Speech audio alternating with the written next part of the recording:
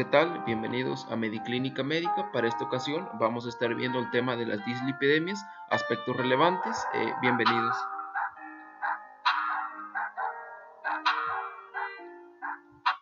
Muy bien. Bueno, antes de entrar como tal de lleno al tema de las dislipidemias, es importante que al menos recordemos un poco sobre las bases de esta patología. Y pues bueno, para no hacer el video muy largo, ya que la intención es que solo sea un resumen, vamos a comentar de manera general qué es una lipoproteína. Bueno, una lipoproteína es una macromolécula que su función principal es transportar colesterol en la sangre y se va a encontrar formada por dos componentes, un núcleo que es de carácter hidrófobo. Al decir que es de carácter hidrófobo nos estamos refiriendo a que este no es afín al agua o no es compatible con el agua. Y este se va a estar formado o va a estar en él va a haber componentes lípidos que son de igual manera de carácter hidrófobo, es decir, no son compatibles con el agua, como los triglicéridos y como es el caso de los ésteres de colesterol.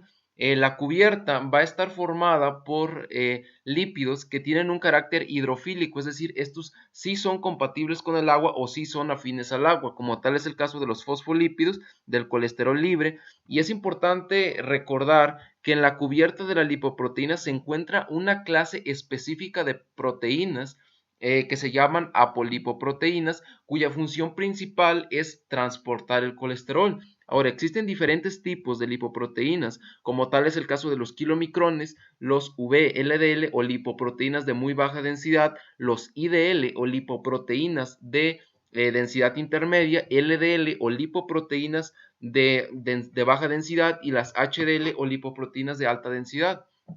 Dependiendo del tipo de lipoproteína de la que estemos hablando, esta va a tener en su cubierta un tipo distinto de apolipoproteína. Por mencionar un ejemplo, en el caso de los kilomicrones, estos van a contener la APO, esto de APO es la abreviación de apolipoproteína, entonces tiene la ApoB48, la ApoC2 y la ApoE. En el caso de las lipoproteínas de muy baja densidad, estas cuentan con la ApoB100, la ApoC2 y la ApoE. En el caso de las lipoproteínas de densidad intermedia, estas tienen la ApoB100, la ApoE y en el caso de las lipoproteínas de baja densidad, estas tienen la ApoB48 y en el caso de las lipoproteínas de alta densidad o HDL, estas cuentan con la ApoA1, ApoC2 y ApoE.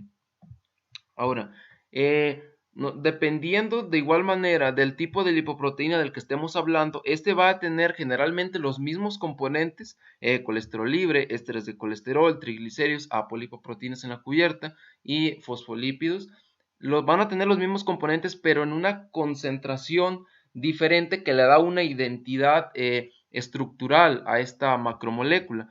Por ejemplo, los kilomicrones, como vemos, casi en su mayoría, casi totalmente se encuentran formados por triglicéridos. Aquí se puede ver en color morado.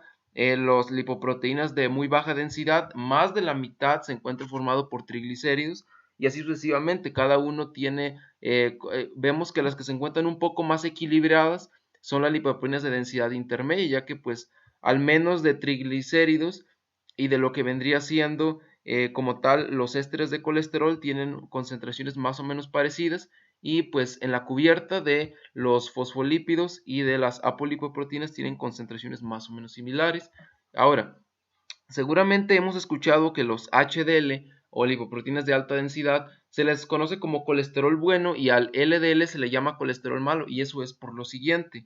Las lipoproteínas de baja densidad o LDL, este se le llama colesterol malo porque este tiene la capacidad de unirse a la pared de los vasos sanguíneos y comenzar a formar placas de ateroma que eventualmente pueden provocar complicaciones cardiovasculares como es el infarto. En el caso de los HDL, se le llama colesterol bueno porque tiene la capacidad de retirar ese colesterol malo para reducir la formación de placas de ateroma. De manera general, esta es la función de una lipoproteína. Imaginemos que esta es la pared de un vaso sanguíneo, esto de aquí es la acumulación de lípidos, acumulación de colesterol, y una lipoproteína lo transporta como tal, ya sea para bien o para mal. En el caso, por ejemplo, del colesterol malo o LDL. Pues sí, colesterol malo porque se adhiere, como ya bien comentamos, a la pared de los vasos sanguíneos, y este colesterol bueno o HDL tiene la capacidad, como vemos en esta imagen, de, si queremos verlo así, de transportar o de movilizar ese colesterol malo para retirarlo de la pared de los vasos sanguíneos y que no se forme esta placa de ateroma que eventualmente nos lleve a complicaciones. Ahora, vamos a analizar algunos conceptos que son importantes. Por ejemplo, como tal, el término de dislipidemias, este se refiere a concentraciones anormales de lípidos en sangre. En el caso de la hiperlipidemia, este término se refiere a concentraciones incrementadas o anormales de lípidos en sangre. Por ejemplo, por mencionar, sería triglicéridos, colesterol libre o algunas lipoproteínas como el colesterol malo o LDL. De igual manera, la hipercolesterolemia es un término que utilizamos para decir que un paciente tiene niveles de colesterol que superan los 200 miligramos sobre decilitro. La hipertrigliceremia generalmente es un término que utilizamos para referirnos a aquel paciente que tiene concentraciones de triglicéridos en sangre que superan los 150 miligramos sobre decilitro. Ahora, en el término de hiperlipoproteinemia es un término que utilizamos para decir que el paciente tiene concentraciones elevadas o anormales de lipoproteínas. Por mencionar un ejemplo, las LDL y HDL, que son las que pues con mayor frecuencia transportan el colesterol. Ahora, en cuanto a la epidemiología, tenemos que la hipercolesterolemia representa el 50% de los casos, al menos en la población de Estados Unidos. La hipertrigliceremia, el 35% está dado por hombres y el 25% de las mujeres. Podemos ver que hay una mayor incidencia en hombres. En cuanto a la fisiopatología, tenemos que debido al incremento de LDL y de triglicéridos, esto propicia un mayor riesgo de enfermedad cardiovascular, ya que conlleva la formación de una placa de ateroma, lo cual reduce la luz de las arterias, provocando que se transporte menos oxígeno y algunas células, por ejemplo los miocitos del corazón, comienzan a morir, comienzan a necrosarse. En cuanto a la etiología, vamos a ver que hay dos, el cual sería la hereditaria y la adquirida. La adquirida es la más común y la hereditaria, pues para no hacer un video muy largo, simplemente vamos a nombrar cómo se llama la clasificación, no nos vamos a meter tanto en el tema, pues para no hacer el video muy largo. En el caso de la adquirida, esta es la más común y se asocia a aquellas enfermedades que nos llevan a un incremento de lípidos en sangre, como sería el caso de la obesidad, inactividad física, consumo excesivo de alcohol. Esto se asocia generalmente a la esteatosis hepática o al hígado graso, el hipotiroidismo, el síndrome nefrótico, enfermedad de Cushing, fármacos antipsicóticos, los beta bloqueadores como el metoprolol, la píldora anticonceptiva oral y el uso de diuréticos en dosis altas o en exceso. La clasificación para las dislipidemias heredadas se les llama clasificación de Frederickson. En cuanto a las manifestaciones clínicas o la clínica más conocida que tiene un paciente con dislipidemias, generalmente se presentan en la piel y son los xantomas. Un xantoma como tal se presenta una descripción que sería más o menos en esta imagen podemos apreciar depósitos nodulares de lípidos que generalmente se presentan en los tejidos, en este caso en la piel, y también se ha visto que se presentan en los tendones. De igual manera, la fisiopatología es que debido al nivel exageradamente alto de LDL y de triglicéridos, estos comienzan a hacer una extravasación y estas lipoproteínas plasmáticas comienzan a hacer depósito en los tejidos. A nivel histológico, como podemos ver en esta placa, lo que se ve a nivel histológico en una dislipidemia son células espumosas. Ahora, ¿qué es una célula espumosa? Es un macrófago, aquí estoy señalando un macrófago que se encuentra cargado de lípidos. Vemos el macrófago y este antro blanco, este espacio blanco son simplemente lípidos, es grasa, es colesterol como tal. Ahora, de igual manera se puede ver un infiltrado también de histocitos o macrófagos de los tejidos, no están presentes en la sangre, pero sí en los tejidos, y también se ha visto células de Touton. Ahora, en el caso de los xantelasmas, esto generalmente se puede ver como manifestación clínica que los pacientes presentan placas bilaterales planas en los párpados superiores en el lado nasal. Otra manifestación clínica sería el lipema retiniano, el cual se puede ver en un examen de fondo de ojo. Aquí tenemos un examen de fondo de ojo normal y una coloración blanca, blanca pálida o grisácea que se puede ver debido a este incremento de lípidos que es visible en el examen de fondo de ojo. Ahora, otra manifestación clínica es el arcus lipoide corneal, el cual se presenta generalmente como una decoloración amarilla grisácea que se presenta en el borde de la retina debido al incremento de lípidos o de grasas. También se asocia a hialinosis del estroma corneal y se comenta, en algunas literaturas se comenta que en edades avanzadas de los pacientes que simplemente no se considera patológico, sino una consecuencia del envejecimiento. Este arco lipoide se asocia a una hiperlipidemia de tipo 2.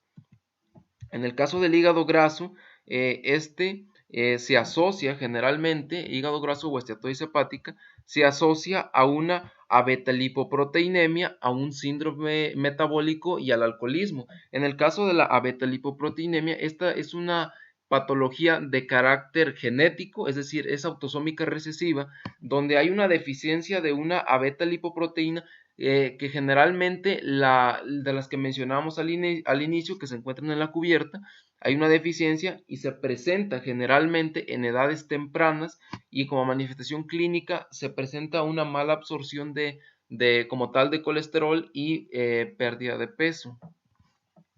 En cuanto a la aterosclerosis prematura como otra manifestación o otra complicación, tenemos que esta se asocia a una hiperlipidemia de tipo 2, 3 y 4 y se asocia a infartos, infarto agudo del miocardio, enfermedad coronaria y enfermedad vascular periférica. Podemos ver que con el tiempo se empieza a acumular aquí los lípidos y forman esta placa de ateroma que reduce la luz de la arteria llevando menos oxígeno a las células, como por ejemplo los miocitos del corazón, provocando que se necrose y haya zonas infartadas en el corazón. En cuanto al diagnóstico, pues este es aplicable a todo paciente que se encuentre en un rango de edad entre 40 y 75 años de edad y generalmente otra manera de diagnosticar son pacientes que ya tienen un antecedente como tal de hipercolesterolemia familiar o tienen un riesgo cardiovascular. En cuanto a las pruebas que solicitamos, es un perfil de lípidos, ojo, sin ayuno, y triglicéridos generalmente cuando superan los 400 miligramos sobre decilitro y hay alteraciones del lípido familiar. Otras pruebas adicionales son pacientes que se encuentran entre los 20 y 39 años de edad. Evaluamos una causa secundaria de incremento de lípidos, es decir, una causa que sea secundaria, que la hiperlipidemia no sea lo principal, sino hay una causa primaria que nos está llevando a algo secundario que es una hiperlipidemia. De igual manera, factores de riesgo, de igual manera, calcular el riesgo cardiovascular y un perfil de lípidos. El riesgo cardiovascular, existen algunas formas donde colocamos los datos del paciente y nos arroja cuál es el riesgo cardiovascular que este paciente tiene. Ahora, en el caso del primer punto, es importante saber que las causas secundarias que generalmente se evalúan entre los pacientes de 20 y 39 años de edad son niveles de glucosa, hemoglobina glucosilada, pruebas de función hepática, pruebas de orina, creatinina y la hormona estimulante de la tiroides, la TSH.